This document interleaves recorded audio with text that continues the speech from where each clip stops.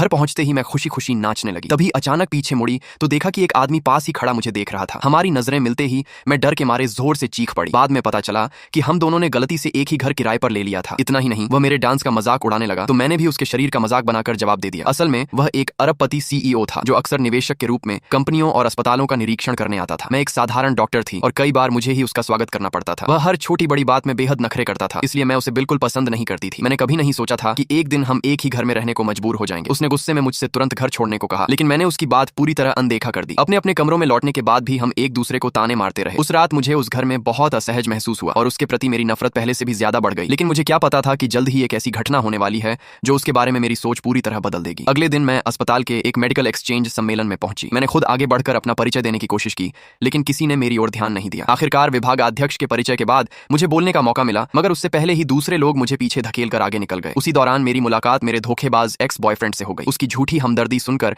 मैंने उसे खरी खोटी सुनाई और वहां से चली गई। ये सब उस सीईओ ने अपनी आंखों से देखा। कुछ देर बाद सम्मेलन में मेरे एक्स बॉयफ्रेंड ने सबके सामने अपनी शादी की घोषणा कर दी। उसे और उसकी होने वाली पत्नी को देखकर मेरा दिल फिर से टूट गया और मैं वहां से जाने लगी। तभी अचानक वह सीईओ मेरे पास आया। उसने सबके सामने मुझे अपनी बाहों में लिया और ऐलान कर दिया कि मैं उसकी गर्लफ्रेंड हूं। यह सुनते ही सम्मेलन के निदेशक का व्यवहार पूरी तरह बदल गया। वे तुरंत मेरे पास आए, मुझसे बातचीत की और मुझे बाकी लोगों से मिलवाने लगे। दूसरी ओर मेरा एक्स बॉयफ्रेंड यह सब देखकर जल भुन गया और उसका चेहरा उतर गया। सम्मेलन खत्म होने के बाद मैं अकेले पार्क में अपना मन शांत करने गई, लेकिन वहां भी वही सीईओ मिल गया। उसने अपने इस व्यवहार के बारे में ज्यादा कुछ नहीं बताया। उसी पल मैंने हिम्मत करके उससे पूछा, क्या तुम मेरे साथ रिश्ता शुरू करना चाहोगे? मेरी हैरानी की कोई सीमा नहीं रही, क्योंकि उसने बिना झिझक मेरी बात मान ली।